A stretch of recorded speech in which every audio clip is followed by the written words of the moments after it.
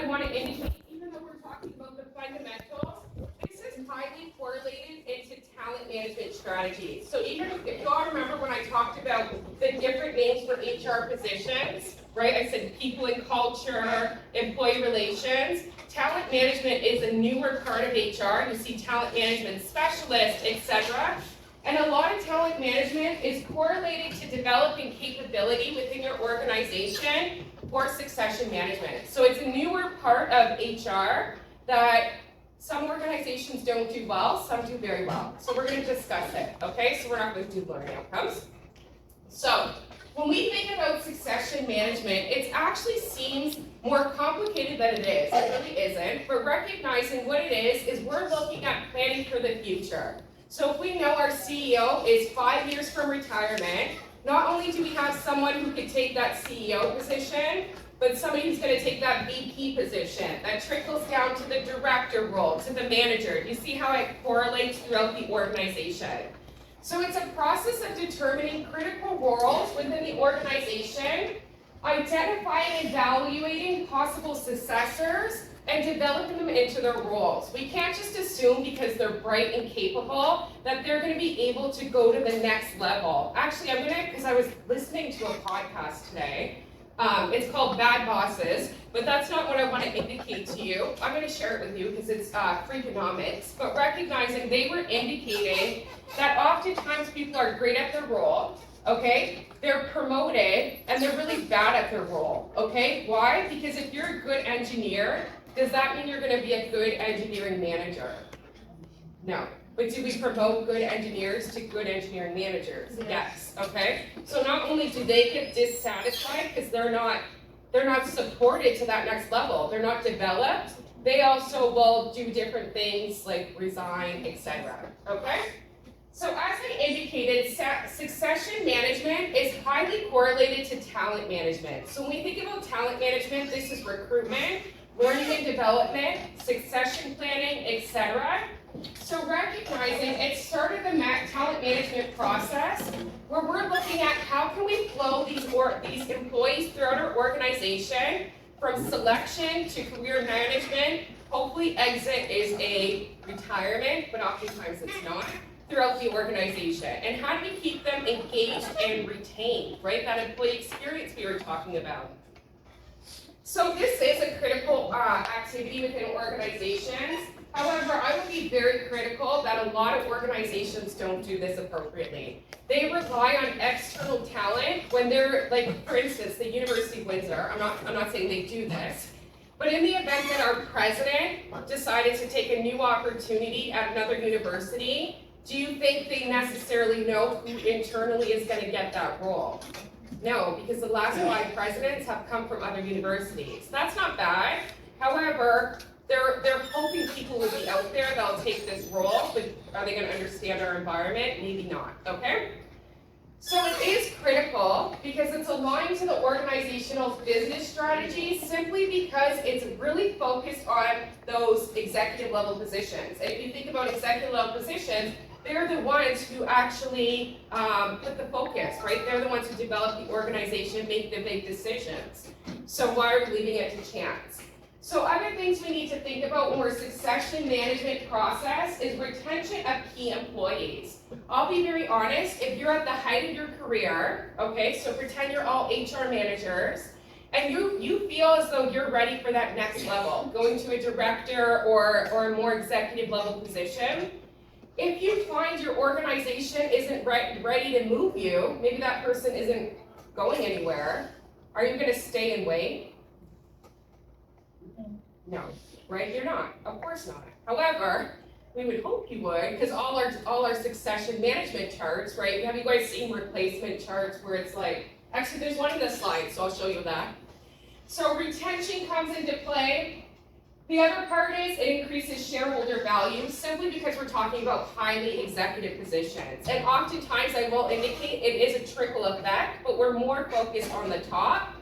And we also want to reduce senior executive turnover over succession. Let me also remind us, if we have a CEO role, okay, we have 15 vice presidents. There's an organization in Windsor, it's Green Shield. It's ridiculous. They're so top-heavy. they have a CEO, then they have senior vice presidents, then they have vice presidents, then they have directors, and then they have junior directors. It's so, I don't know why they do that, right? But recognizing if one person only gets that CEO role, what happens to all those other senior vice presidents? Do you think they're gonna stay? Maybe not, right? There's a risk in that regards of there's only so many top level jobs, okay? So this is where we start, where we identify employees who have the potential to assume those key level positions and not only point them out, but also prepare them for those opportunities. I've seen organizations send people to get their MBAs. I've seen them send through critical leadership training, stretch assignments. I've seen people in HR go to finance to develop to be in a role in that regard. So there's lots that we can do for a succession management perspective to develop these employees for these roles, okay? And we can't do it within 2-3 years. This is over the course of their career, right? So we need to be very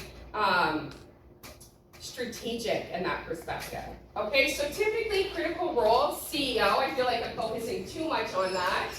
Senior level management, so recognizing that may look different depending on the organization. Think of Green-Shield, a senior vice president seems to be the second in command. But I know some organizations, if you're a director, you report directly to the CEO, right? So being mindful, the names change. And then also, what are those critical roles based on the long-term value to the organization? Okay, so that's dependent on every company. Some people really value sales positions, some people value data positions, data scientists. It really depends on what role we're talking about, okay? So, we think about the evolution of succession planning. This replacement planning has always been there, right? You know, every organization has an organizational chart, and you'll see it on the next slide, you tend to have people who would be capable to take that role. Because not only do people leave for another opportunity, they retire, they get sick, do you know what I mean? We always have to have a good breast of who could potentially fill in for that person. So this replacement planning is where we're identifying short-term and long-term emergency backups to fill those critical roles. However, we're beyond that now, okay? That's still important and still the first step in succession planning, but we don't stop there. We actually have to broaden the focus, okay? So recognizing who has a little potential, but we can develop, expanding the time horizon, creating a pool of talent replacements. So I think I said the statistic previously. It's not uncommon that people spend a long time at an organization, and when I say a long time, that's 5 years, okay? And that's gonna be the same for you. You're responsible for your own career, right? So if you have an opportunity to develop, you're gonna go. Would you agree? If your dream job was there, but you knew the organization was relying on you, no, you go. You have to, right? That's the world we live in now, okay?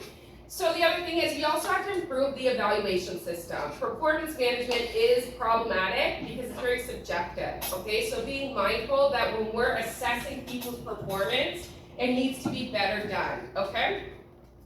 So next, this is this broader focus. This is very, very, very common where we have our org chart and we have people who are ultimately ready to go into that organization if they needed to.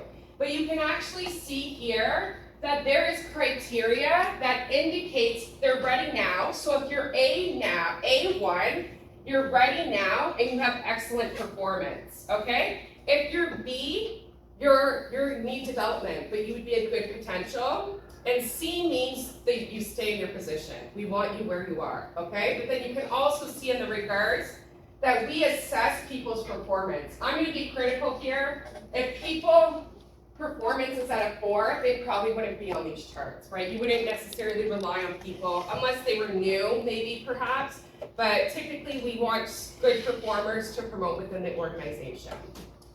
So traditional planning used to be more immediate or short term. We know this person's gonna go in 5 minutes. However, doing it in this capacity doesn't allow us that time to develop those people. So think about it. If we're putting someone through an executive MBA, do you all know how long an executive MBA would be? How many years? 12 Two. I would say two minimum, yeah, depending on how much of a load they're taking. But recognizing if you feel as though someone needs that advanced degree, because it has value. I know you all don't believe me, it does, okay? It actually is known statistically to advance your career 5 years, okay? So recognizing with you all walking out with a master's degree, it's almost like you have 5 years of experience. You'll believe me, trust me, okay? But the other thing is, it doesn't give us time if we're looking at only 2 to 3 years in advance to do these opportunities, because sometimes we need to put people into other positions, stretch assignments, job rotations, international assignment. If we're looking at such a short period, we don't have the opportunity to do that, okay? So now we look at more the long term, and this is actually where talent management strategies come into play, right? So recognizing these perspectives happen. And it also focuses now on at least 2 or more years, whereas before it used to be a much shorter period of time. The other thing is we want to look at talent pools. Now I know we had a bad experience with some employers coming to our school, but organizations should be doing that. They should. Why? Why do they come to the schools? Not to be nice. We know that. I'm just kidding. I just think that's funny. But why do you think they come talk to you all? They are doing their own branding. I mean, that for the employer branding, they're looking for the new talents. Yep.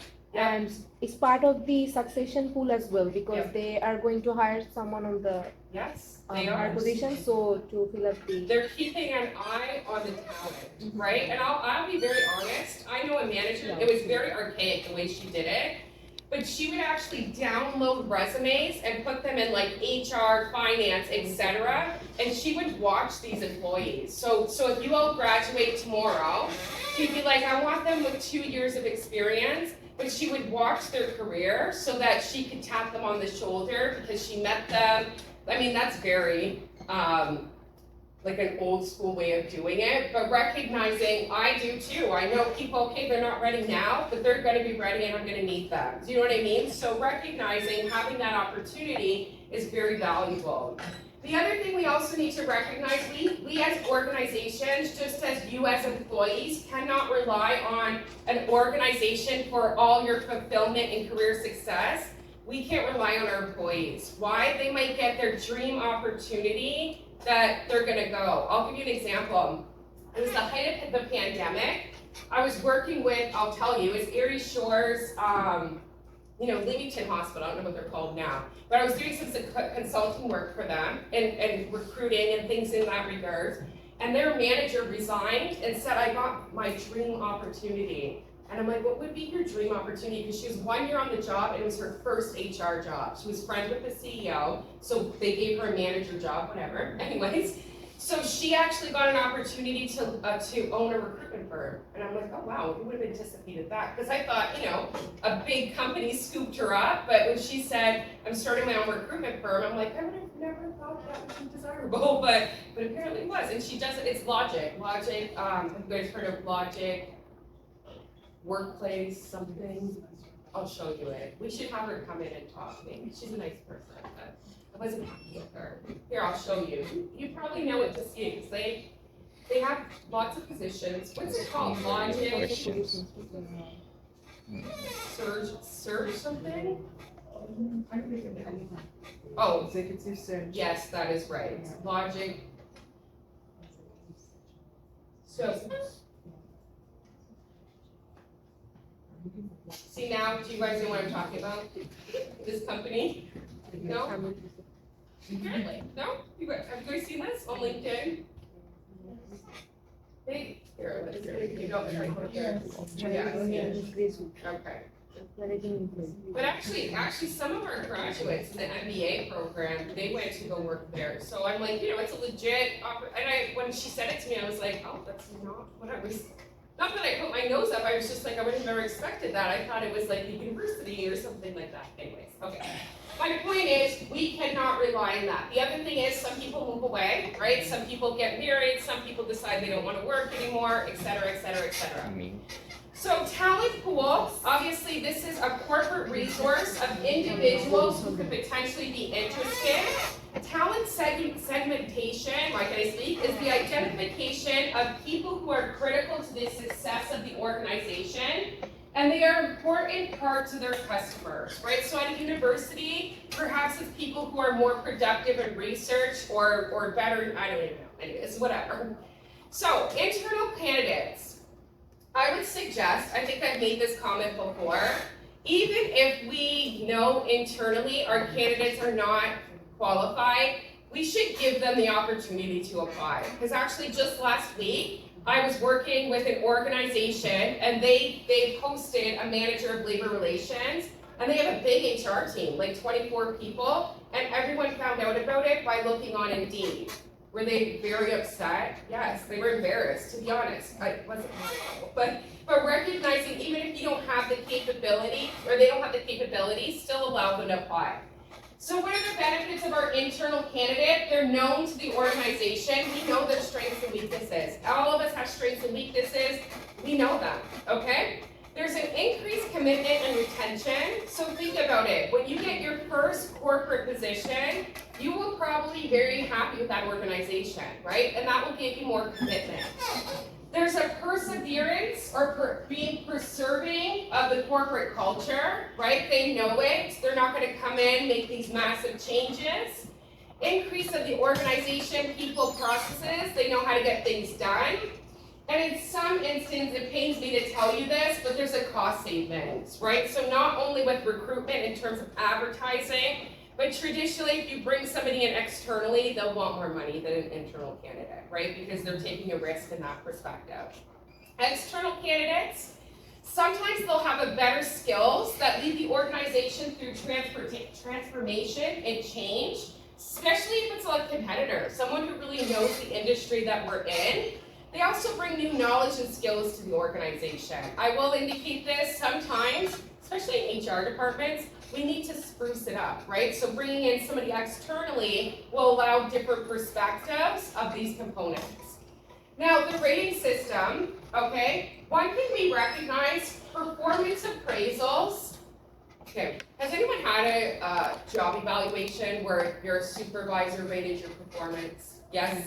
Okay, so typically, that's okay, right? You want to get your yearly raise. However, if you're relying only on one person, perhaps you're very good to your boss, but mean to your coworkers. You're good to your boss, but you're not good with the clients, right? So 360-degree feedback gives us an opportunity to evaluate the employee holistically, right? Because we recognize, it pains me to say this, some people act different to senior level individuals than they do to their peers because they call it kiss up, kick down, right? Do we want those people in key leadership positions? Absolutely not. So we need to ensure our performance mechanisms come into place. So this is the difference between when we look at replacement planning versus succession planning. We can still, from a perspective of the focus, we're not just putting bodies, we're doing a strategy. We're looking also from those competency perspectives. So you're seeing more individuals in CEO positions that are not traditionally finance, engineering, etc. We look at the appraisers being more of a 360. Our selection pool can be internal and external. We're doing more talent pools and recognizing that our development is allowed to be more flexible in this perspective, right? We're able to spend more time developing our employees, okay? So this is what we do typically, is you align succession management plans with strategy. Where is that organization going? Who do we need to lead us? We figure out the skills and competencies needed to meet those objectives. Identify high potential employees. I will say as future HR professionals, you'll know your high performers. You know it. You know it from feedback that the managers share with you. You hear it from, obviously, performance management perspectives. But I can tell you to this day, if you ask me who's a good nurse at the hospital, I could list off the names, the top individuals, because you know it, right? I'll just tell you that. Then we want to provide opportunities and experience and monitor those plans. One thing we have to not get attached to, we can invest into an individual and they could say, I got a new job, see you later. Now there are clawback provisions. Have you guys heard about that? If we sent you We pay for your master's level degree, yes, okay, so we make them sign a contract. Typically, I would say typically 2 years, indicating if you leave the organization, you have to pay us back, okay? I've also seen organizations ignore that, but I would say you wanna protect your investment, because some of these from the Masters of Management, it's a lot of money, right? And you wanna get a return on that, okay? So I'm not gonna go too in depth in regards to this. So we need to ensure, as we're developing people, it needs to be aligned with the business plans and strategies. And organizations need to ensure, are these the key people who can bring us to the next level as we need them? When we look at two perspectives of skills and competencies, skills tend to come from the jobs that you take, right, or you work in. As an HR professional, we have a lot of skills. I'm just thinking of ones that would be relevant, but oftentimes from a compliance perspective, we're very good at that type of work, right? Protecting the organization. We're good at developing people, things in that regards. But competency-based is your soft skills. And I say this to students all the time because I truly believe it. Your skills will get you in the door. Your soft skills are gonna get you noticed. That's how you get noticed and promoted, okay? So again, job-based, do they have the duty, skill, job experience, and responsibility? If they don't, we look at stretch assignments, job rotation, things in that regard. It's not adequate because jobs changes so quickly. Even if you think of a CHR, Chief HR Officer, that role 10 years ago wouldn't have existed, okay? And people to this day don't have the capability to lead these types of organizations because they've never done talent management, etc., okay?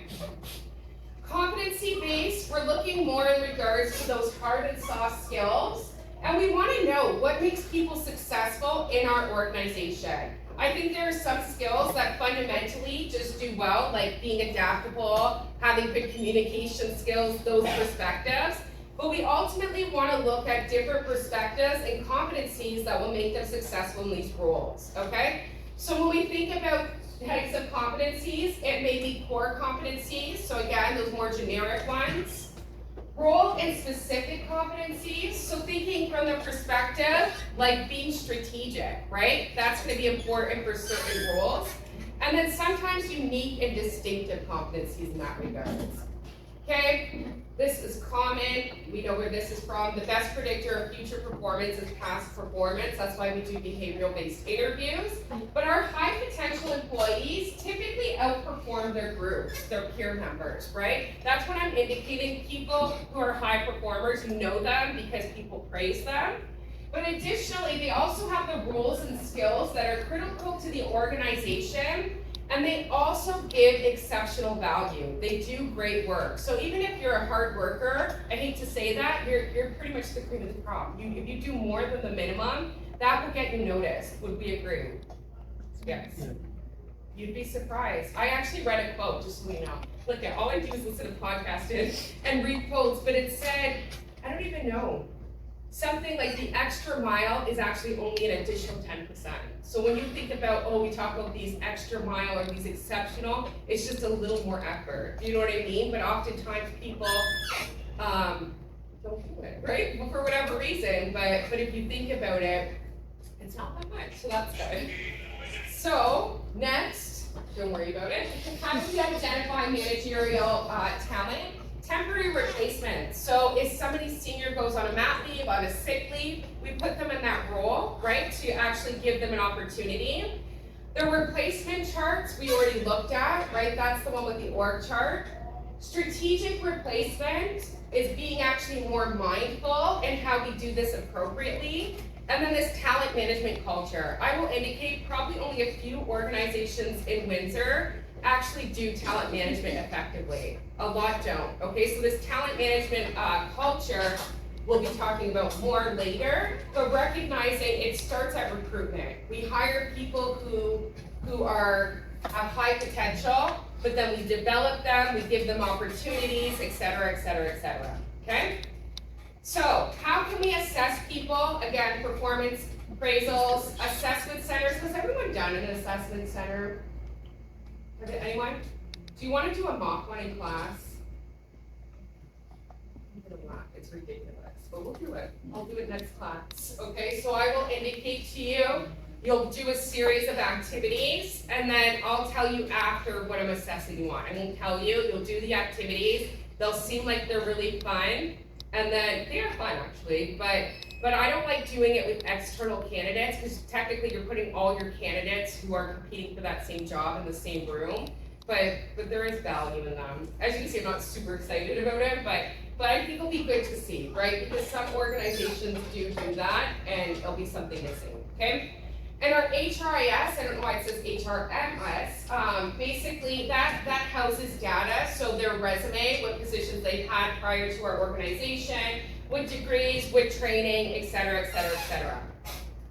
Then we provide development opportunities and experiences. So we recognize most managers or leaders are made. You can teach leadership by giving development opportunities and recognizing that it looks different for each of us. Some of us may need more confidence in public speaking. Some of us may need more education in a certain perspective, things that we can do. Okay, development methods, obviously promotion, right? So recognizing as we think about people who go through the ranks of the organizations, that's typically done for succession planning. Job rotation, and sometimes I'll be honest, this sometimes can be a hard sell. So you're all future HR professionals, a couple months down the line, you'll get there. Which, by the way, Hiram Walker has a HR coordinator job. Did you guys all see that? Hiram Walker, do you guys know what Hiram Walker is? The alcohol place on Riverside Drive, they make alcohol, whiskey. The They're brewery? They're a global employer. They're looking for an HR coordinator, but I think it's temporary, which sucks. But anyways, I'm gonna start putting those together. But so as HR professionals, if I said to you all, listen, I need you to go take over the finance department, would you be excited to do that? It's a hard sell, right? So sometimes you'll have to indicate, listen, we have a vacancy in finance or in project management. We want you to go there, okay? How do you convince them to go there? They're like, I'm an HR professional, Diana. I'm like, so how do you convince them? Can we? Yes.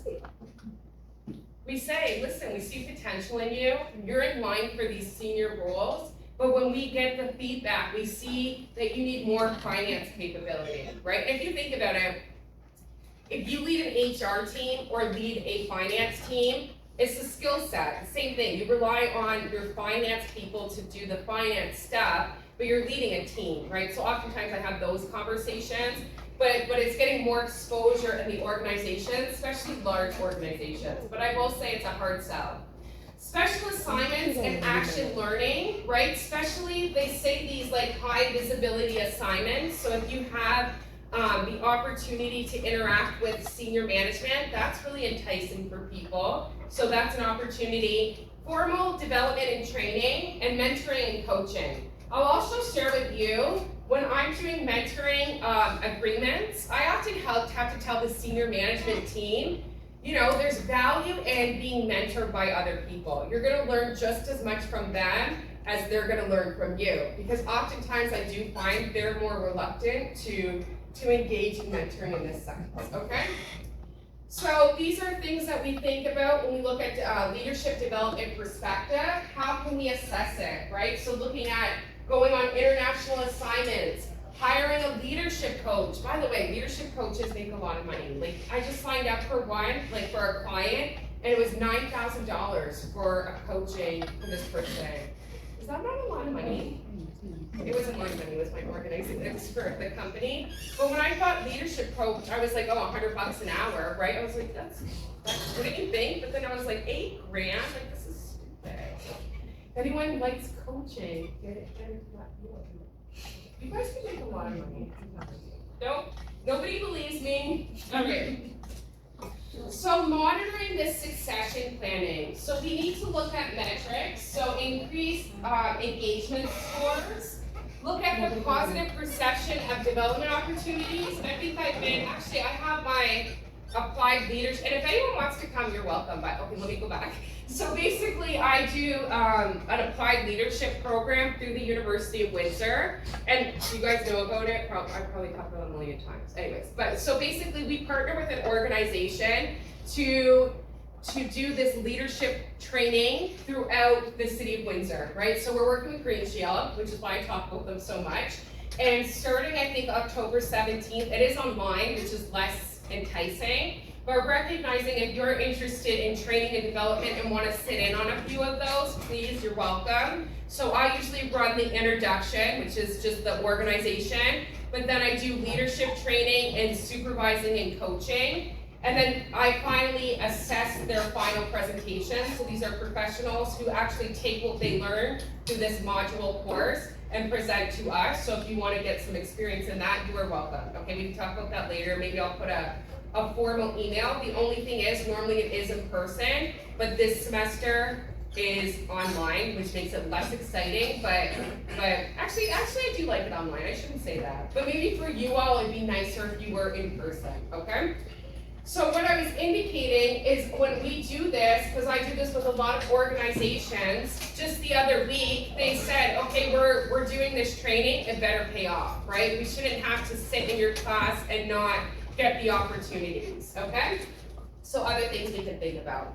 The other thing is metrics. We look at, do we have good candidates? This is more from an external perspective, et cetera, et cetera. Do you guys see why I think people analytics is so important? Yes, right? These are all the metrics that we look at, okay? More, what are internal hires to external? What's our retention rate for key talent? Are we keeping those top high-performing people engaged?